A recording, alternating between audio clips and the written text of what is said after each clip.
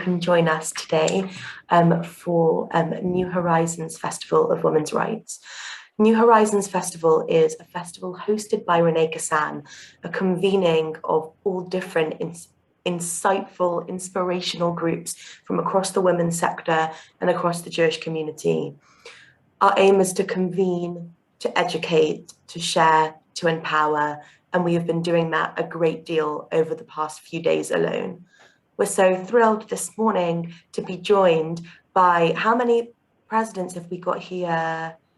4 amazing presidents, 3 ex-presidents, 1 current president of UJS, all women, all formidable Jewish community leaders, here to talk about some of their experiences and what they were able to take away from their experience as president and bring with them in their illustrious careers.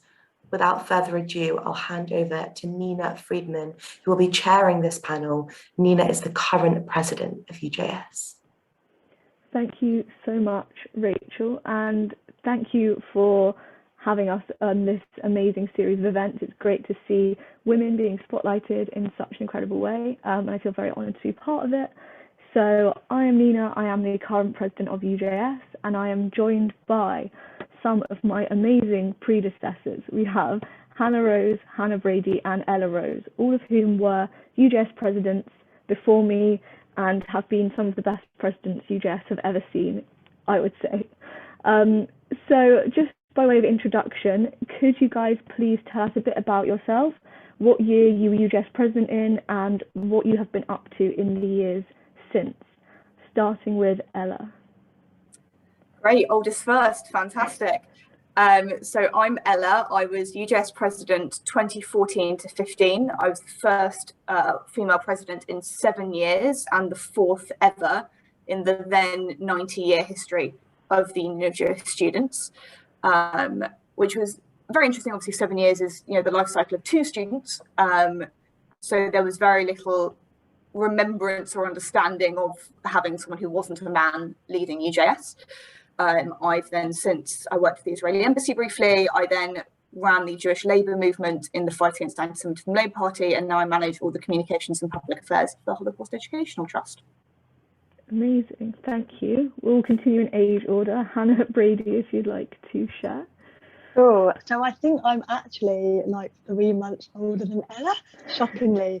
Just I was at uni for 1 more year. So I was president the year after Ella, and I think was it the first consecutive female president, Ella? Great. So we made history again. And after UJS,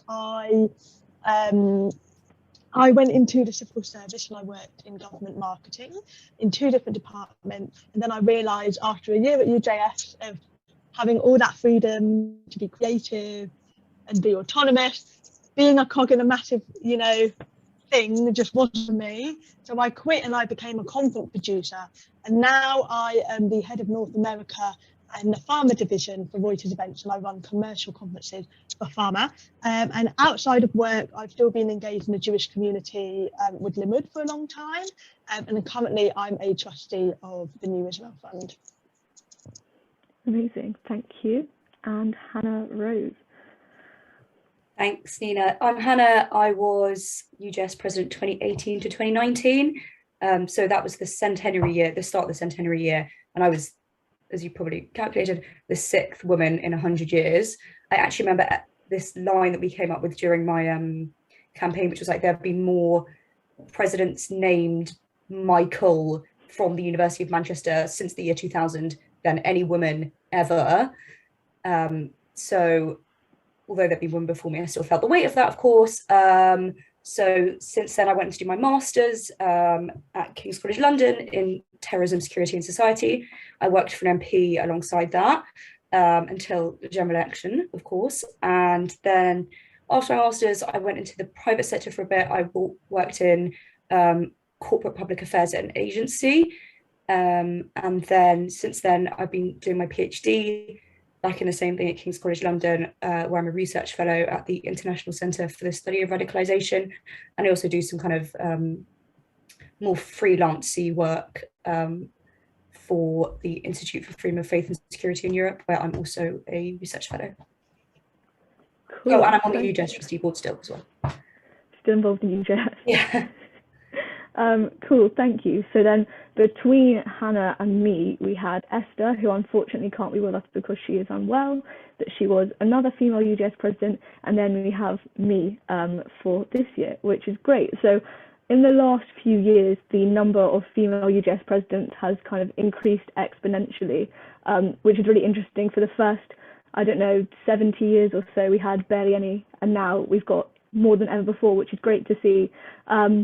So when you guys were UJS president, did you experience anything maybe being undermined because of your gender? Did you have any experiences when campaigning or when being involved in the community where you felt like your gender might have been a barrier to anything you were doing?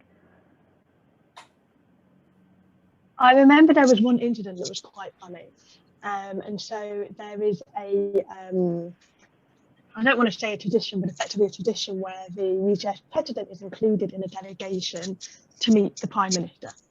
And the year that I went, there was me and a female journalist from the JC, and all of the other members of the delegation, who were all men, mistook the journalist for me, because they were like, there's a woman. And the journalist wrote like a very scathing kind of article that all of these men didn't even have the decency to look up who the UJS president was. They were just like, okay, it's a woman. And it was very interesting because I found myself kind of in the middle of this rather uncomfortable thing of people arguing kind of about me when I wasn't included in the conversation. I wasn't asked really to share my opinion. And so what I found then was often I felt at points in kind of not UJS itself, but as part of the wider community, like for some people I was a prop, for some people I kind of represented something that gave them a platform to talk about, you know, very important issues. And for other people, I was just a kind of token lefty, disabled northern, like literally, I think the JC called me the outsider president when I was elected in their like article about me. So I had a very odd experience of very much being kind of made out to be this kind of outsider, excluded individual. At least that's how I felt at the time from the get-go. And it kind of carried all the way through my year to some extent. Yeah, that sounds really hard. Sorry. Okay.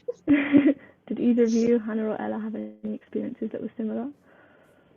In my first week, I was told by someone in the community that I would get all the opportunities my predecessor had because I was a woman, which was obviously, you know, it's great for UJS to have platforms and spaces, but they shouldn't just be given to someone because of the gender of the president,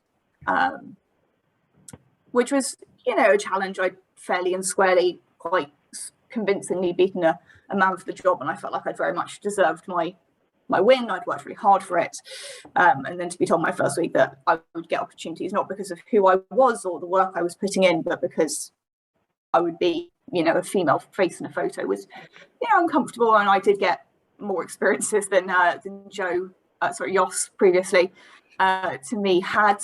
And I'd like to think some of those were, you know, some of them were completely coincidental. You know, the Queen's Garden Party runs on a 4-year cycle as to who gets it. So I got it, and then my sister got it, Hannah, which was, you know, I'm sort of delighted about that. But there were some experiences that I probably did get because people wanted me in a photo, which was uncomfortable. But I do think the community has moved on a lot since Hannah, Brady and I were in that space. You know, when I joined UJS, Gillian Merrin, now Baroness Merrin, has started the board of deputies as chief executive board of deputies 3 weeks before me. You know, there was Karen, who I work for now, and Laura Marks, but that was basically it in terms of senior women in the community.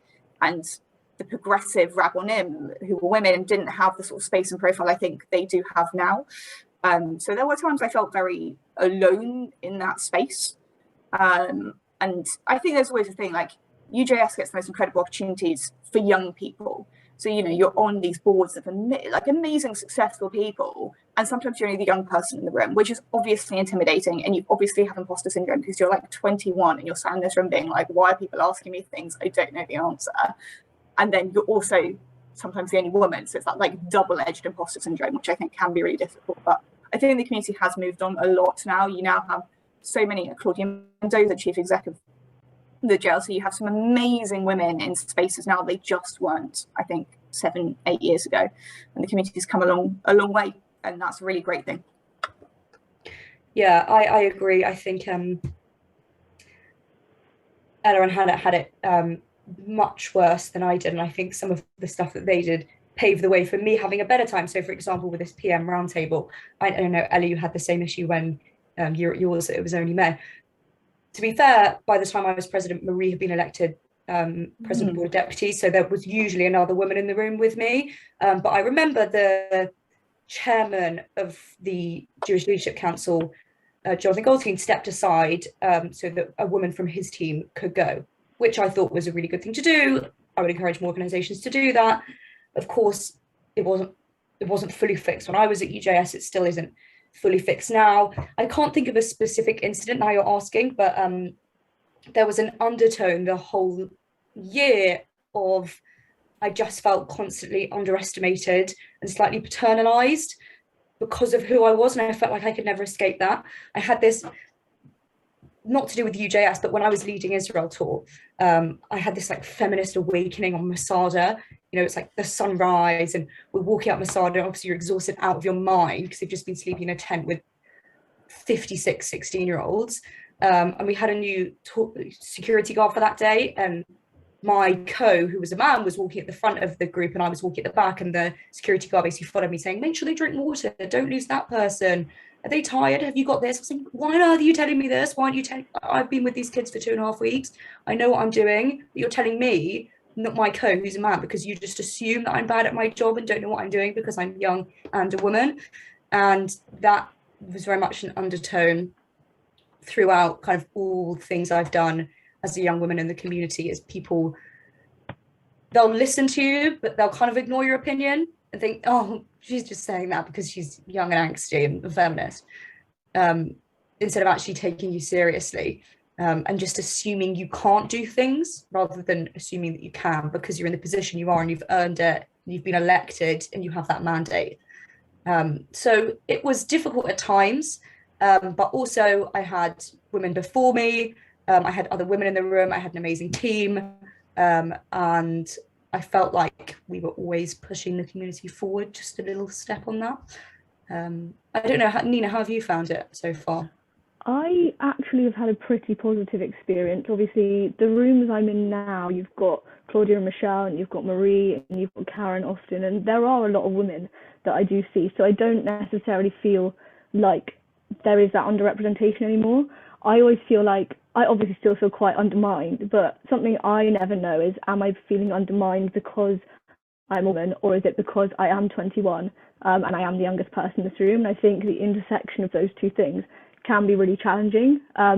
Like, I want to assert myself and be as knowledgeable and as well respected as everyone in the room, but it does feel like people sometimes patronize and they say, oh, well done, you've done such a good job for a 21-year-old woman, as opposed to you've done such a good job, full stop.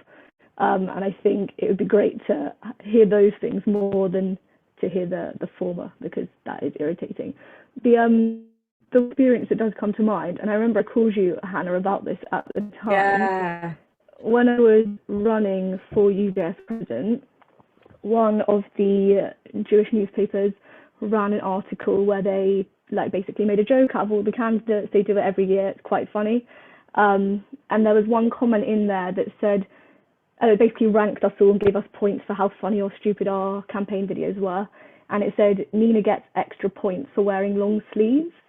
And that comment just completely jarred me. I was like, what? Why does the length of my sleeves have anything to do with my quality as UJS president? And I remember I called Hannah up and I was fuming and I didn't know what to do about it.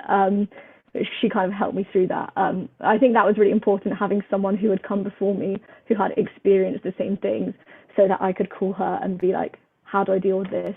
I need to calm down. And that was very helpful. Yeah, I do think it's a lot easier for me, and probably for you, Hannah, as well, having had so many female predecessors. And I can't imagine how hard it must have been to be the trailblazing female UJS presidents. I'm very happy that now things have changed. So do you think that the issues that were around back in like the 2010s or even later towards the end of that decade are still around, or do you think we've made some real improvements and real strides both in the Jewish community and outside the Jewish community? I think there's kind of two levels to it. Or sorry, does someone else want to speak first? After you. I think that there has been, I've seen professionally, like that obviously we've discussed a lot more women in leadership positions. An element of that I think is because just societally, obviously, we've moved on a lot. And I think the expectations of where the community sees itself are different, particularly if we're talking, you know, from a legal perspective. Like the Jewish community is a very good place for working mothers to work. It's a very flexible environment. There's a disproportionate number potentially in a positive way of women taking leadership opportunities in the community as there are in other faith communities or as there are in the world more widely, because the Jewish community offers that some of that flexibility. But what I would say is that it certainly feels, especially from an intersectional perspective, as if there are kind of, I feel it still feels as if there are almost some ring fencing around where you're allowed to go. You know, I often feel like I've only seen queer women take up roles in incredibly progressive or specifically queer organisations. I feel that you know, there is still such little representation for women who have disabilities, for women that, you know, might have neurodivergence. All of these things, we're not there yet. And part of it is because of we're still getting there in the broader liberation movements outside of the community. And part of it is because at the heart of it, we're an auto-normative traditional community, and we are trying to push through some very heavy cultural rubrics around what is the place of the woman, where is it comfortable to see a woman, where is it comfortable to see an outspoken woman. And I think that's a really important distinction, is it's all great to have visibility, but we need to be heard, and they're not always the same thing.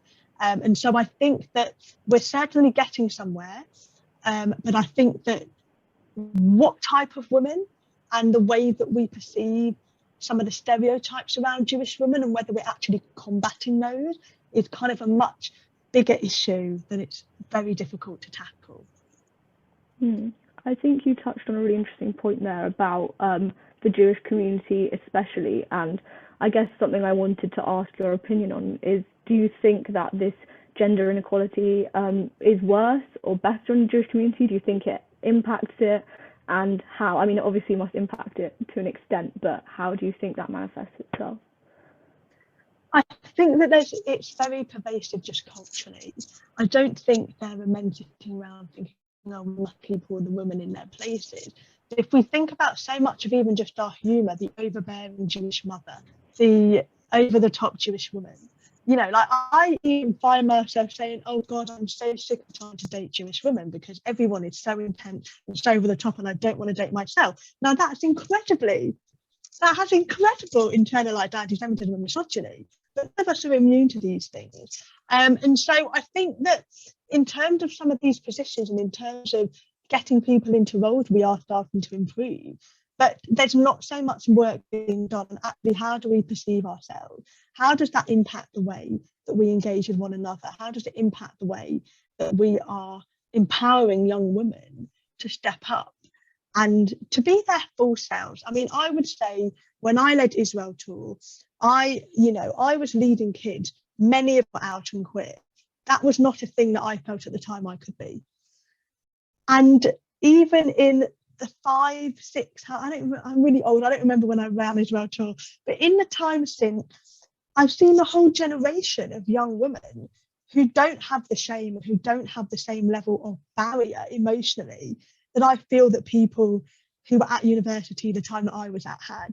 And so these are really significant things emotionally that aren't going to be reflected necessarily in who's on this board and who's there and who's that. But they're things that we have to be conscious of if we want to support the next generation of women going forward, because they are scary things to do. And they are, you know, there are still unprecedented moves happening that we're not necessarily equipping people to, you know, be prepared to take up and to have that visibility and to have that voice and to feel confident to really speak their mind, because it's difficult even when you have a platform to be completely honest and to really, you know, speak to how you feel as a woman in that kind of role and in those spaces. Just to come in on that, you know, when I was running my campaign, it was me versus one man, and a woman in the community, she called me up and basically said like, oh, this process is really biased against women. I said, why? And she said, well, because it's very combative and very hustings and debate led. And actually, you know, as someone who was privately educated, who had been involved in student politics, I had those tools to do the debates and to be combative and to run my campaign in a way that I'd portrayed myself as a person with experience. And there are definitely other factors that will weigh in as to why people will and won't stand in the first place. You know, just to pick up on what some stuff Hannah said, Brady said, and yeah, Hannah and I are very much peers. We were at university at the same time, and you know, I wasn't out until I was 24. I certainly would have never dreamed coming out as UJS, and the Jewish community, rightly or wrongly, is one of the things that sort of kept me from coming out for so long, was that I didn't feel like I could achieve what I had achieved or be the person that I was with my queer identity. And you know, the community has been nothing but supportive, you know, professionally. You know, I'm very open in my professional life as to who I am, and my colleagues know my partner and all those sort of wonderful things that I'm very blessed to have. But you know, there is now a queer candidate standing in this year's elections, I believe, and that is fantastic. And that's something that, you know, that would have meant so much to me, and maybe, you know, I don't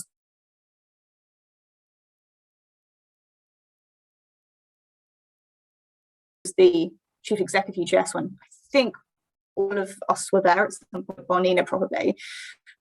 You know, as an out man was such a role model and inspiration in that sense. But we, you know, as I said, we do have so far to go until all of those intersectional identities can fit together comfortably in a space where people feel empowered and supported, and not just sort of accepted but celebrated and loved for who they are, rather than it just being, oh, also that's a part.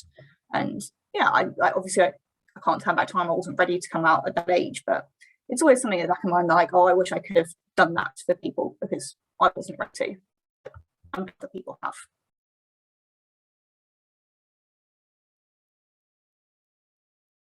The intersection of identities, because obviously I feel a certain level of prejudice and discrimination as a woman, but it kind of ends there. Whereas I think being a queer woman offers so many more levels and layers of hardship.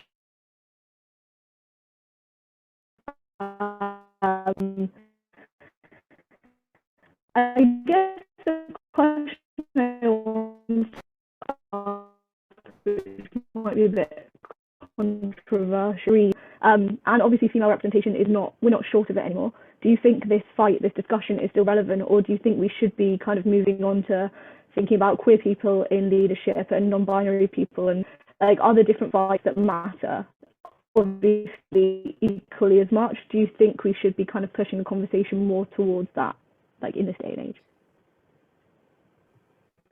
Well, they're all connected, and they're all about empowering each other, all as people who, you know, face marginalised identities. And you know, Ruth Bader Ginsburg said that she wasn't done until there were 9 women on the Supreme Court. I don't think any of us should be done until the past 10 presidents have been women. And there's still a lot of work to go through. You know, Nina, were you 7 or 8? 8. You know, 8 in 90 years or 100 years now isn't exactly a good hit rate.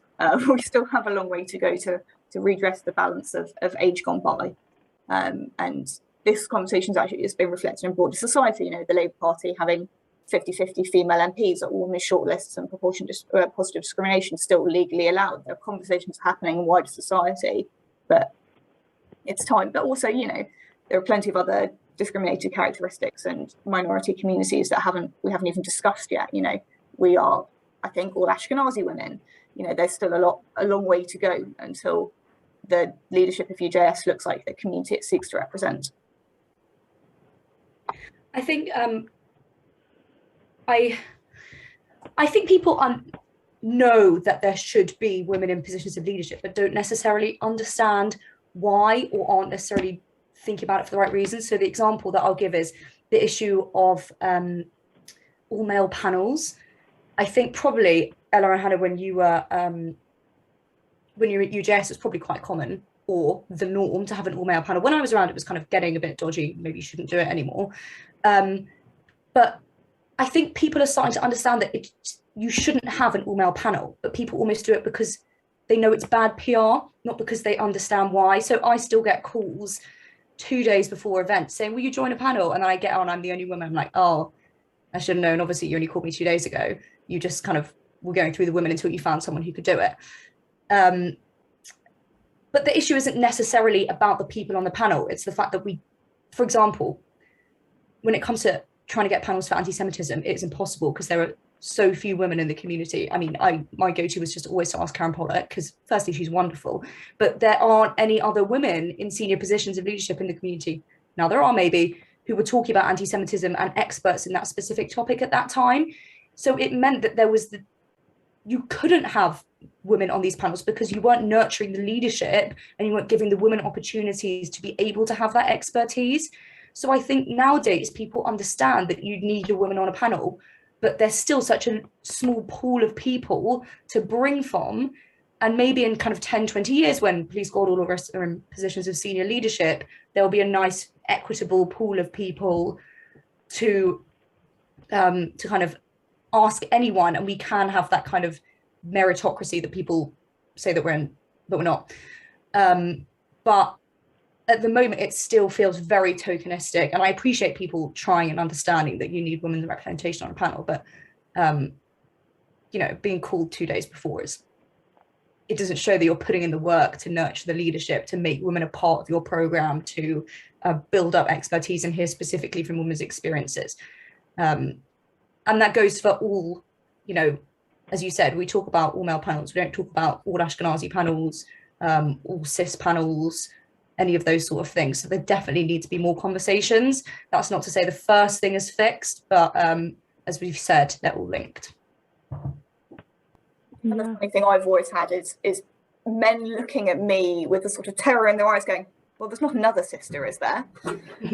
Or the same going, oh, your parents must have, you know, really done a great job with you guys. It's like, yes, Hannah and I have wonderful parents. We are who we are, not just because of them, but also because of the work we have put in.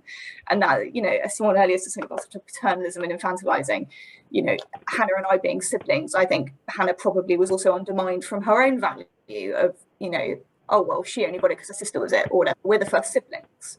And yeah, I still get that all the time. And we also continually get confused for each other. But that sort of fear that there are other outspoken women coming your way, please God, there are more outspoken women coming that way. Absolutely. So I guess looking to the future, how do we make sure that there are more young women taking up positions of leadership, positions of power? What can we do to make sure that there isn't a female leadership deficit in the coming years? Do we thought how to revolutionize the community? Yeah. It's a big question. I think obviously it's a question that we're still trying to find answers to. And, you know, as we said before, it's not kind of picking the minority groups that we want to empower, but all of them and understanding where all of them come together and pull up. I think certainly mentorship is a huge thing. Number of times that I would hear, wow, you're your own role model, because I was the first kind of young disabled. Like, I cannot tell you how many times I still get asked to be the disabled person on a panel. How of the people living in the UK have disabilities, a fifth, or live with illness. A quarter of the population of the UK have mental health diagnoses. And I'm still the person that gets asked to represent disability, despite the fact that I haven't worked professionally in the Jewish community for what, 5, 6 years? It's telling, right?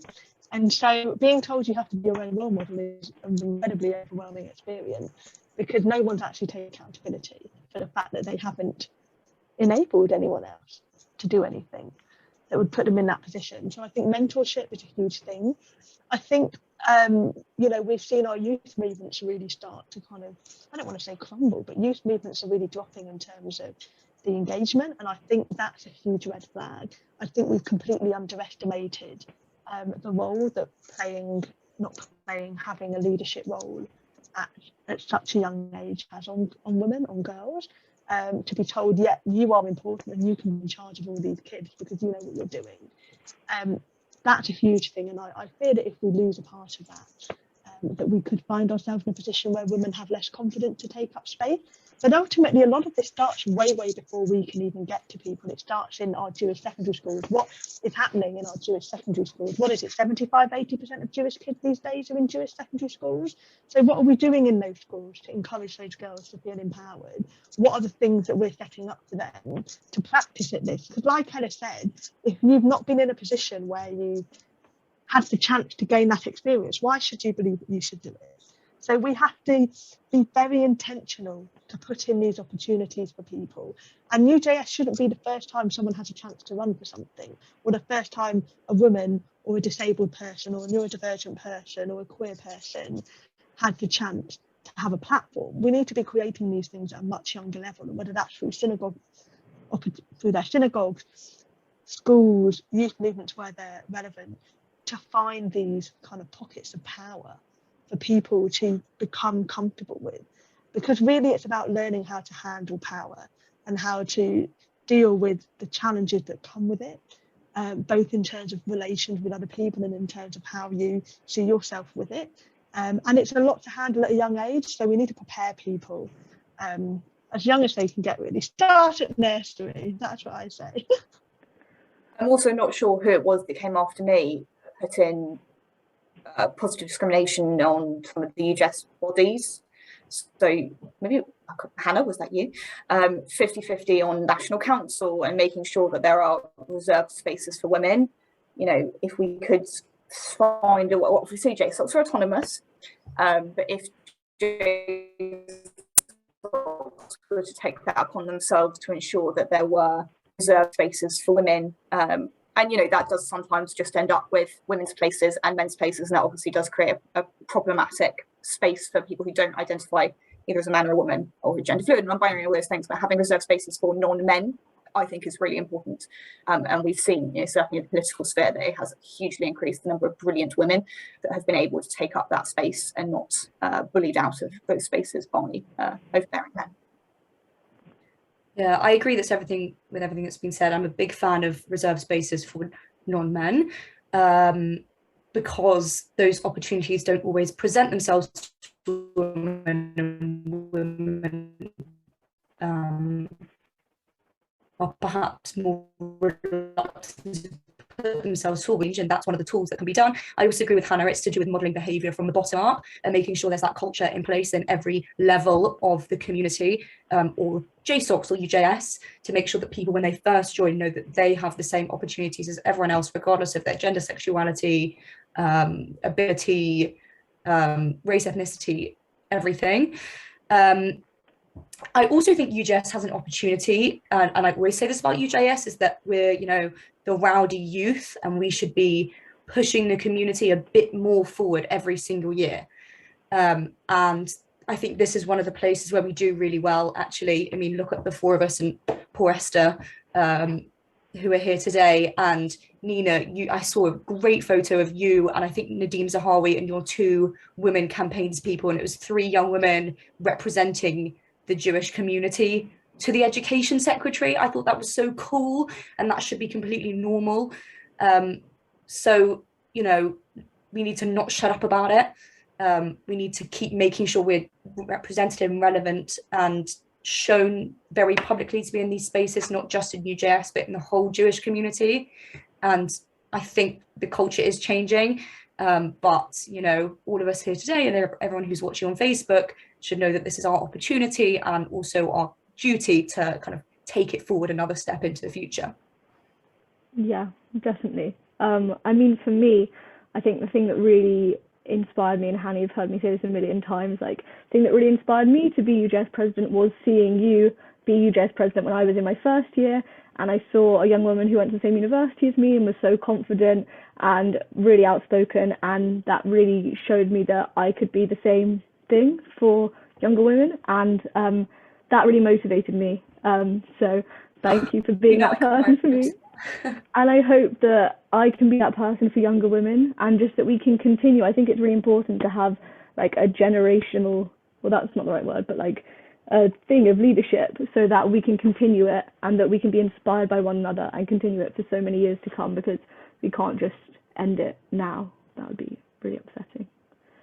Yeah. So anything else you have, any advice to give to any young women who are thinking of taking up leadership roles, either inside or outside the community? Any tips? It's interesting because I hope my housemate doesn't mind me saying this, but she's applying for jobs at the moment, and we think a lot about whether, if a man were in the same position as her applying for the same jobs, whether they would apply, and if we think that a man would, then she has to apply as well. That's the rule.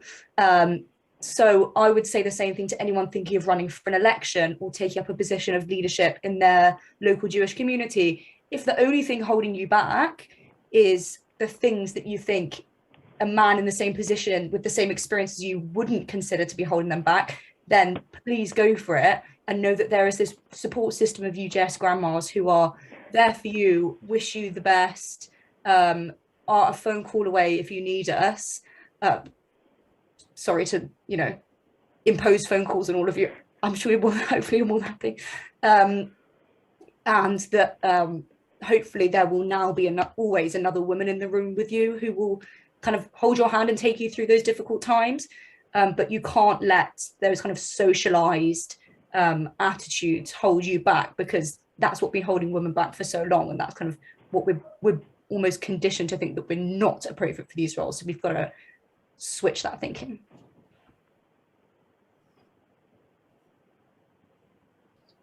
Yeah, I think that's great advice. And I think, it's very easy to have those insecurities. And I think if we can learn, to recognise, right, where is this insecurity coming from? That can sometimes help us to understand, how far that insecurity is holding us back. I think it's really hard sometimes to recognise where some of that internalised misogyny comes in, especially from a traditional community. But yeah, I completely echo everything Hannah said. And I think also,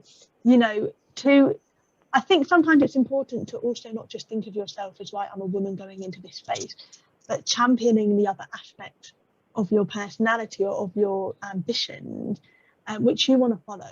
Because for sure, and I don't know if Ella felt the same way, for sure when I was running for UJS, I kind of felt like, right, I'm going to be the first disabled female president, and I'm going to be the first one from the northeast of England. And I felt like I kind of had to tick all these boxes and it was like my whole identity, but actually you cannot lose yourself in that. And I think what's really important for any young person who's coming into a position of leadership is to remember you're still entitled to be yourself. And you don't have to be beholden to the expectations that people think, right, well, just because you come from Manchester, you must always prioritise the Manchester thing. Or, we sometimes feel like we're pulled in these directions. All you have to do is be yourself. And I wish that I had understood that better when I was sort of in the position of being at UJS. So the other first I had was I was the first ever woman president, also have a female campaigns director. And we had a lot of fun with that. And I learned a huge amount about my own feminism at UJS. It probably shaped my outlook more than any other year of my life, because of the experiences we had within the community. But I stood for UJS because a man told me I could. Because he was like, oh, this could be you next year. And I was like, very funny. But then actually I was like, oh, maybe I could do this. And I think that's because, in some senses, the things I was projecting were confidence and knowledge and attributes that are normally attributed to men rather than women. And I had gone in with a very, I can do this attitude, and to an extent had sort of played down some of the aspects of my femininity in order to portray more masculine characteristics that I thought would get me elected. Maybe that's what happened. Maybe that's not what happened, but maybe I was just the best candidate. But I learned, if I ran my campaign now, I'd run it very differently. And I'd run it as much more of a proud, confident, empowered woman. And I have taken so much joy. And I take no credit for any of the women who've come after me, because you are all just so wonderful. And it's been the absolute joy of my UJS experience to watch so many women come after me. And yes, I stuck around on the trustee board for years, which probably wasn't, the most healthy, but watching all of these women, sit and present their year plans and support was just unbelievable. And it's amazing that the community has changed so much because of UJS, partly. You know, Hannah and I wrote about this in the Jewish News a couple of years ago, you know, how much the community has done but still to do. And I think we've all collectively made this change, helped make this change, and we should be very proud of that. And we've got a long way to go and to push, and just be holding the space. I think would be my main thing, is hold the space, because if you don't hold the space, an average white man will come and do it for you. Exactly. Yeah, I guess all I would want anyone who's watching to take away from this is that, firstly, you don't have to be any type of woman to go for a leadership role. You can very much be yourself. You can be as feminine, as passive, as aggressive as you want to be, and you can still be a fantastic leader. And that there are so many women who have come before you, as we've said, that are here for you. And we want to be those role models, and we want to be those people that you can look to for support and guidance. So please just get in touch if you're thinking of doing anything at all within the community or outside the community, and never think that a position isn't suitable for you because of who you are, whether that's your gender or anything else about you. If you want to go for a position, then that position is suitable for you. So continue to do so, and hopefully we'll have many more leaders. In 10 years, we can have a panel full of 15 presidents on here, which would be amazing. Thank you so much, guys, for joining me for this today. And thank you to Renee Kassan for hosting us, and hope to speak to you all soon.